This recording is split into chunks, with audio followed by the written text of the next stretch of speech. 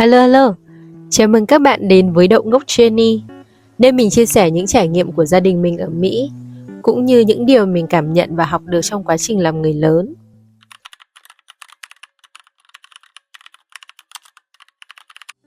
Vậy là mùa hè ở Washington đã chính thức bắt đầu từ sau ngày Quốc khánh Mỹ, July 4th, mùng 4 tháng 7.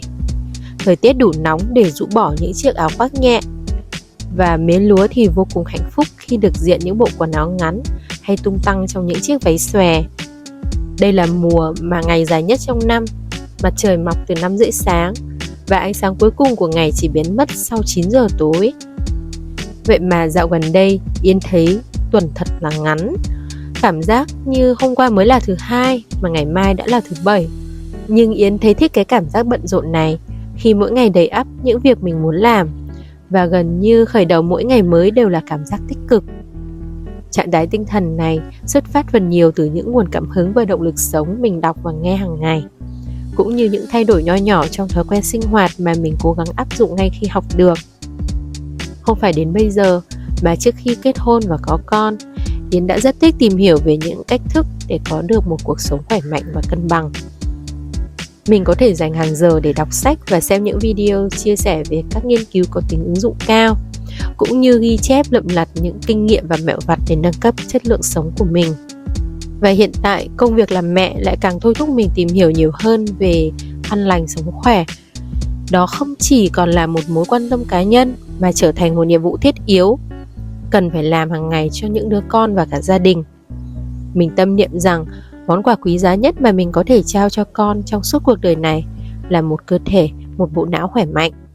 Bởi vì chính mình đã và đang cảm thấy vô cùng biết ơn cơ thể và bộ não được thừa hưởng từ những thế hệ trước.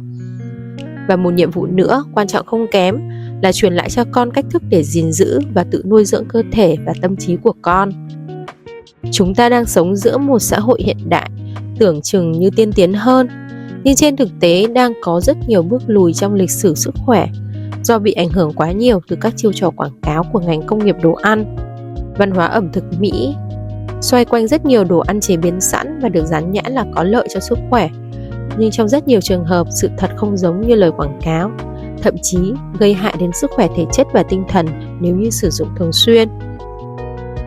Đáng buồn là điều này không chỉ đang diễn ra ở Mỹ, mà nó lại là xu thế chung của thế giới. Kể cả những thành phố lớn ở Việt Nam cũng có xu hướng này.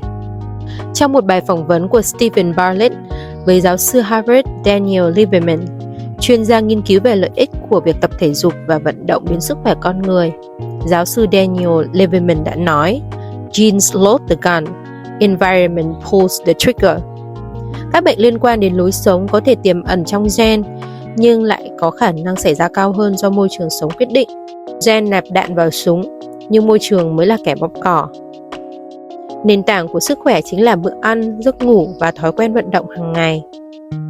Vậy thì, mình tự hỏi với kiến thức và bằng cấp hơn 7 năm trong ngành hóa học và sinh học, mình có thể làm được gì có ích hơn cho bản thân, gia đình và bạn bè xung quanh không? Mình nghĩ là có. Mình muốn thông qua những bài viết trên Facebook và những video trên kênh Đậu Ngốc Jenny chia sẻ những kinh nghiệm và mẹo vặt về các thói quen ăn uống và vận động được chứng minh bởi nhiều bằng chứng khoa học, giúp chúng ta sống khỏe mạnh và hạnh phúc hơn. Một vài ngày gần đây, mình đã trở thành fan cuồng của Jessie Armstrong, The Glucose Goddess, người được biết đến với biệt danh bà chúa đường, vì những kiến thức khoa học tổng thể về sự ảnh hưởng của đường huyết đến tình trạng sức khỏe tinh thần và thể chất, cũng như mức độ cảm nhận hạnh phúc hàng ngày của chúng ta. Mình có thể nghe đi nghe lại bài phỏng vấn của Jessie mà vẫn thấy hay và hữu ích. Rất nhiều kiến thức và mẹo ăn uống cô ấy chia sẻ thuyết phục được mình do nền tảng khoa học tuyệt vời mà cô ấy trình bày. Nhưng mình cũng hiểu là không phải ai cũng có nhu cầu nghe kỹ như thế. Vì vậy, trong giới hạn của video này, mình xin phép chỉ chia sẻ phần dễ thực hành nhất là 4 thói quen ăn uống sẽ giúp chúng ta ổn định mức độ đường máu, chấm dứt cơn thèm ăn đồ chứa nhiều đường, bất kể là chúng ta đang ăn theo chế độ ăn nào. Các bạn có thể đọc thêm những thông tin và dẫn chứng khoa học của từng thói quen trong cuốn sách The Glucose Goddess Method và Glucose Revolution do chính Jessie viết. Yến có để đường link mua sách trên Amazon ở phần mô tả. Nếu bạn quan tâm, hãy ấn vào link để mua sách.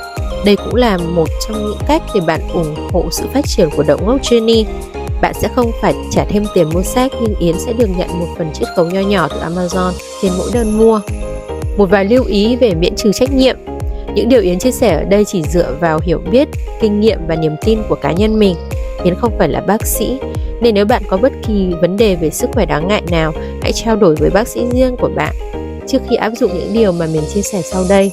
Thói quen thứ nhất, bắt đầu ngày mới với bữa sáng mặn thay vì bữa sáng ngọt. Bữa sáng mặn ở đây bao gồm đồ ăn giàu chất xơ, chất đạm, chất béo, tỷ lệ tinh bột và đường thấp. Chúng ta thường có sự nhầm lẫn rằng ăn gì đó ngọt hay nhiều tinh bột vào buổi sáng sẽ cung cấp nhiều năng lượng hơn, nhưng đó lại là một sai lầm. Bởi vì đường trong đồ ăn ngọt và nhiều tinh bột sẽ khiến chúng ta vui vẻ ngay sau khi ăn, nhưng lại không phải là cách tốt nhất để nạp năng lượng vào cơ thể. Khi thấy có sự tăng vọt lượng đường trong máu sau một bữa sáng ngọt và nhiều tinh bột, cơ thể của chúng ta sẽ sản sinh ra rất nhiều insulin vì nó muốn chống lại sự quá tải đường máu này. Vì vậy, các phân tử đường bị chuyển đi chỗ khác, chứ không được chuyển vào các nhà máy năng lượng của tế bào. Tên khoa học là mitochondria, trong tiếng Việt là ti thể. Do đó, tế bào nhận được ít năng lượng hơn, có nghĩa là cơ thể có ít năng lượng để hoạt động hơn. Vì vậy, chúng ta thường cảm thấy vui vẻ khi ăn sáng bằng đồ ăn ngọt hoặc nhiều tinh bột, nhưng sau đó 1 đến 2 tiếng thì lại cảm thấy đói cồn cào, mệt và thèm ăn. Thói quen thứ hai, uống thêm một thìa giấm mỗi ngày. Chúng ta sẽ vẫn ăn như bình thường, không đòi hỏi phải thay đổi gì với thức ăn hay lượng đồ ăn. Nhưng hãy uống một thìa giấm trước bữa ăn trưa hoặc tối. Trong giấm có chứa acetic acid, giúp ngăn chặn lượng đường máu tăng vọt sau khi ăn. Để bảo vệ dạ dày và răng, thì chúng ta có thể hòa một thìa giấm vào cốc nước to để uống, hoặc trộn với rau thành salad ăn ngay đầu bữa. Thói quen thứ ba, luôn ăn rau đầu tiên trong bữa ăn. Bởi vì rau chứa nhiều chất xơ, đầu bữa ăn khi dạ dày còn đang trống là lúc tinh bột và đồ ngọt dễ được hấp thụ và chuyển hóa thành đường máu nhất. Nhưng khi chúng ta ăn rau trước, chất xơ trong rau được nghiền nhỏ và phủ một lớp lên thành ruột và dạ dày, làm chậm quá trình chuyển hóa đường, vì vậy hạn chế sự tăng vọt đường máu. Thói quen thứ tư, vận động sau khi ăn. Một cách nữa để giảm sự tăng vọt của đường máu là vận động sau bữa ăn. Cường độ vận động tùy thuộc vào từng người. Vận động đòi hỏi sự hoạt động của cơ bắp, và khi cơ bắp hoạt động thì sẽ đốt bớt đường trong máu. Vì thế hạn chế được việc tăng đường máu đột biến sau khi ăn. Chúng ta có thể chọn đi dạo nhẹ nhàng, dọn dẹp nhà cửa cũng đủ để tạo ra hiệu quả tốt. Trên đây chỉ là một vài điều ngắn gọn Yến muốn chia sẻ tới mọi người. Yến rất mong các bạn dành nhiều thời gian để lắng nghe các bài phỏng vấn của Jessie. Một số đường link sẽ được đính kèm ở phần mô tả phía bên dưới video. Ổn định đường huyết chỉ là một trong rất nhiều các chỉ số sức khỏe của cơ thể, và nó không phải là yếu tố duy nhất để tạo ra một cơ thể khỏe mạnh, nhưng nó là nền tảng để tạo ra sự cân bằng cho cơ thể. Cảm ơn các bạn đã đồng hành cùng Yến trong hành trình tìm hiểu cơ thể và tăng cường kết nối với cơ thể của chính chúng ta. Yến hy vọng các bạn nhận được những thông tin hữu ích qua video này để bảo tồn sức khỏe thể chất và tinh thần, từ đó sống hạnh phúc hơn. Hãy yêu thích và đăng ký theo dõi Đậm Gốc Journey, cũng như chia sẻ video này tới những người bạn thương yêu. Hẹn gặp lại các bạn vào lần sau.